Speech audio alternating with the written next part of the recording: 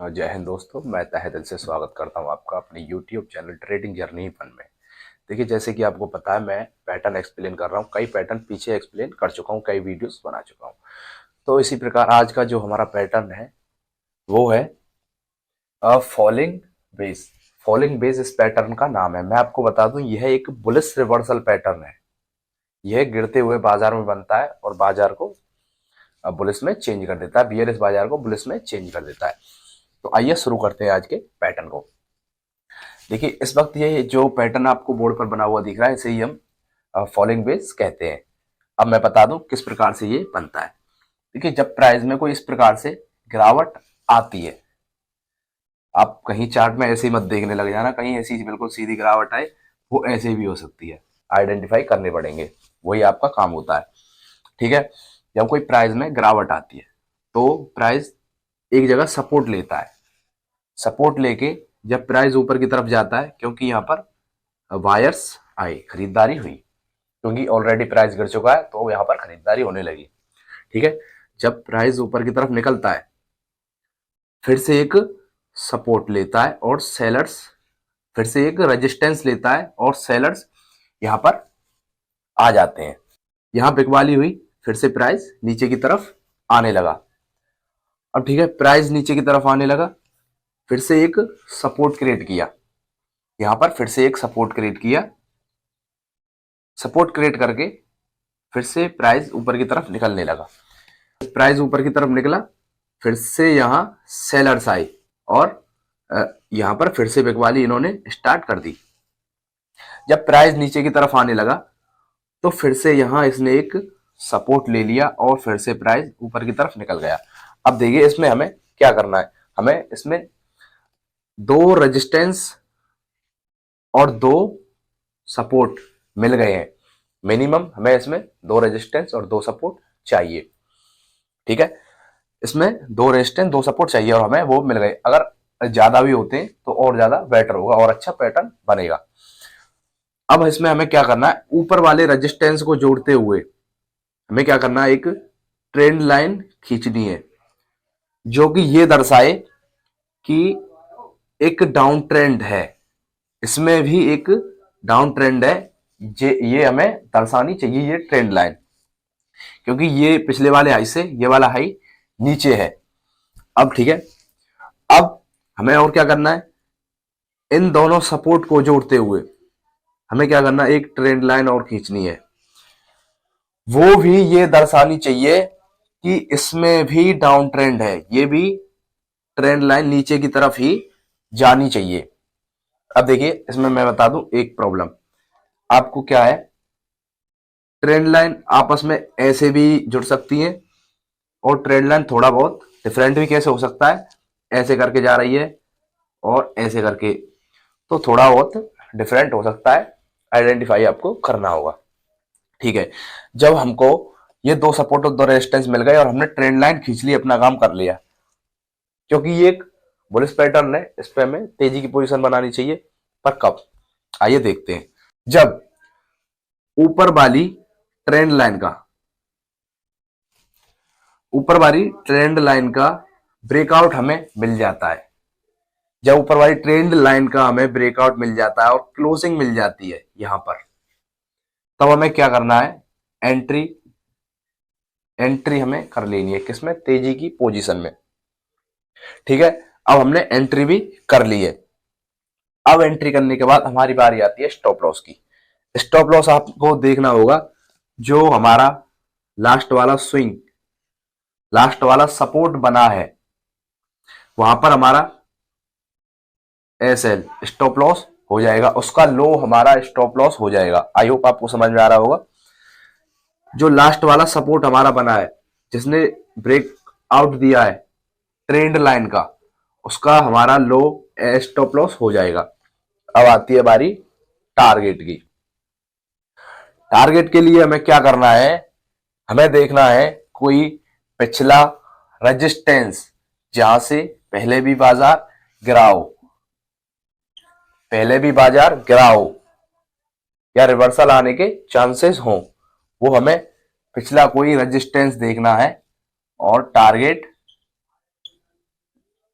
Target अपना decide करना है, या कोई ऐसे करके रेंज बाउंड चार्ट बना हुआ हो ऊपर से, वहां पर अपना हमें टारगेट डिसाइड करना है। ठीक है, आई होप आपको टारगेट भी समझ में आ रहा होगा। अब आपको एक चीज देखनी है इस पैटर्न में, जब ये पैटर्न बन रहा है और इसके ये लो बन रहे हैं, लो सपोर्ट या लो बन रहे हैं, इनमें आपको देखनी है bullish candle, bullish candle, bullish candle stick आपको यहां पर देखनी है एक अच्छी कंफर्मेशन के लिए, इस पैटर्न के लिए। ठीक है, अब मैं आपको एक और बात बता देता हूं, ये पैटर्न टाइम फ्रेम कोई मायने नहीं रखता है, ये 5 मिनट पे भी बन सकता है, या ऐसा भी हो सकता है, या 2 दिन में भी ये पैटर्न बन सकता है, जैसे आज और कल दोनों को मिला के ये पैटर्न बन सकता है। ऐसे ही वो आपको आइडेंटिफाई करना होगा, वो आपका इसमें काम है।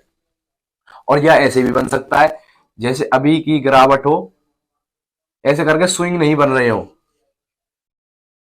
अभी की गिरावट हो स्विंग नहीं बन रहे हो, पहली कैंडल बनी, फिर दूसरी कैंडल, तीसरी कैंडल, चौथी कैंडल, हमने ट्रेंड लाइन खींच ली ऐसे करके, और उसका किसी कैंडल ने ब्रेकआउट दे दिया, तो ये कैंडल स्टिक से भी बन सकता है, पर टारगेट भी हमारा उसी हिसाब से फिर छोटा होगा। जितने ही बड़े टाइम फ्रेम पे हम काम करेंगे उतना ही बड़ा हमारा टारगेट होगा। तो आई होप ये पैटर्न आपको अच्छे से समझ में आया होगा। तो एक बार मैं आपको ले चलता हूँ रियल चार्ट पर, रियल चार्ट पर देखिए कैसे वर्क करता है। सो फाइनल आप देख पा रहे हैं इस वक्त मैं चार्ट पर आ चुका हूँ। देखिए जो मैंने इस वक्त पैटर्न आपको सामने मार्क कर रखा है, इसे ही हम फॉलोइंग वेज कहते हैं, इसे ही पूरे पैटर्न को हम फॉलोइंग वेज कहते हैं। पहला नंबर मैं करता हूँ एक गिरावट से शुरुआत, जो कि मैंने आपको पहले बताया था, एक हमें डाउन ट्रेंड चाहिए। तो आप देख पा रहे हैं इस वक्त एक इसमें डाउन ट्रेंड बना हुआ है। ठीक है, डाउन ट्रेंड के बाद हमें एक सपोर्ट मिला, सपोर्ट मिलने के बाद खरीदारी आई और प्राइस ऊपर की तरफ गया, फिर से एक हमें रेजिस्टेंस मिला, वहां से बिकवाली आई, फिर से प्राइस नीचे आया और इसने एक फिर से सपोर्ट क्रिएट कर दिया। अब यहाँ से फिर से खरीदारी आई, फिर प्राइस ऊपर की तरफ गया और यहाँ एक इसने रेजिस्टेंस या हाई क्रिएट कर दिया। अब इसमें हमें क्या मिला, 2 सपोर्ट 2 रेजिस्टेंस हमें मिल चुके हैं। इसमें हमें क्या देखना है, पिछले वाले हाई को दूसरा वाला हाई जो बना है वो नहीं ब्रेक करना चाहिए। अब मैंने बताया था हमारा क्या काम होगा, इन दोनों हाई को जोड़ते हुए हमें एक ट्रेंड लाइन खींचनी है इस प्रकार से, जैसे कि मैंने खींच रखी है आप देख सकते हैं, और जो लो बने हैं हमारे उनको भी जोड़ते हुए एक ट्रेंड लाइन खींचनी है हमें इस प्रकार से, जैसे कि मैंने खींच रखी है ऑलरेडी। ये दोनों ट्रेंड लाइन हमें ये दर्शानी चाहिए कि भाई इसमें भी डाउन ट्रेंड है, प्राइस नीचे की तरफ जा रहा है, पर पैटर्न हमें बता रहा है प्राइस नीचे की तरफ तो जा रहा है पर रो रो कर जा रहा है, इसका मतलब कोई प्रॉब्लम है, प्राइस ऊपर की तरफ निकलने वाला है, बुलिश होने वाला है। अब क्योंकि ये एक बुलिश पैटर्न है, इस पर हमें तेजी की पोजीशन बनानी चाहिए। अब जब कब बनानी चाहिए, जब इस ट्रेंड लाइन का ब्रेकआउट हो जाए तब हमें पोजीशन बनानी चाहिए तेजी की। अब ब्रेकआउट से पहले मैंने कहा था जो ये लो बन रहे हैं यहाँ पर आपको बुलिश कैंडल देखनी है, आप देख सकते हैं यहाँ पर बुलिश कैंडल बनी हुई है। अगर आपने बुलिश कैंडल नहीं पढ़ी है तो एक बार मेरी चैनल में विजिट करके देखिए, वहां पर बुलिश कैंडल की पूरी प्लेलिस्ट है, आपने जाके चेक कर सकते हो। तो ठीक है, यहाँ पर बुलिश कैंडल बनी हुई है, इस कैंडल ने इसका ब्रेकआउट दे दिया और क्लोजिंग भी दे दी है। अब हमने क्या कर लिया है यहाँ पर, एंट्री। अब एंट्री करने के बाद हमारा आता है स्टॉप लॉस। मैंने बताया था जो लास्ट वाला लो बना है, सपोर्ट बना है, उसका हमारा स्टॉप लॉस रखना है। अगर आप जिस कैंडल ने इसका ब्रेकआउट दिया है और क्लोजिंग दे दी है, आप उसकी पिछली वाली कैंडल का लो भी स्टॉप लॉस रख सकते हो, जिस प्रकार से मैंने रखा है यहाँ पर। ठीक है, अब आपका स्टॉप लॉस हो गया, एंट्री हो गई। अब आता है टारगेट, टारगेट की बारी हमारी आती है। टारगेट के लिए देखिए पहला सपोर्ट हमारा ये निकल के पहला रेजिस्टेंस हमारा ये निकल के आ रहा है और दूसरा रेजिस्टेंस हमारा ये निकल के आ रहा है, ये वाला। यहाँ पर मैंने टारगेट रख रखा है अपना। और ट्रेल करना चाहते हो तो ट्रेल करने के लिए लास्ट वाला ये वाला हमारा रेजिस्टेंस निकल कर आ रहा है, आप देख सकते हो इजीली अच्छे से ये टारगेट हमारे सारे अचीव भी हो रहे हैं। तो इस प्रकार से आप रेजिस्टेंस को देखते हुए टारगेट रख सकते हो, जैसे कि मैंने यहाँ पर रखा हुआ है अपना टारगेट।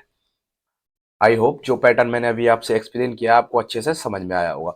अगर नहीं समझ में आता है तो आप मुझे कमेंट में भी पूछ सकते हो, मैं आपकी हर कमेंट का जवाब दूंगा। तो धन्यवाद, मैं चलता हूँ, मिलूंगा आपसे नेक्स्ट वीडियो में।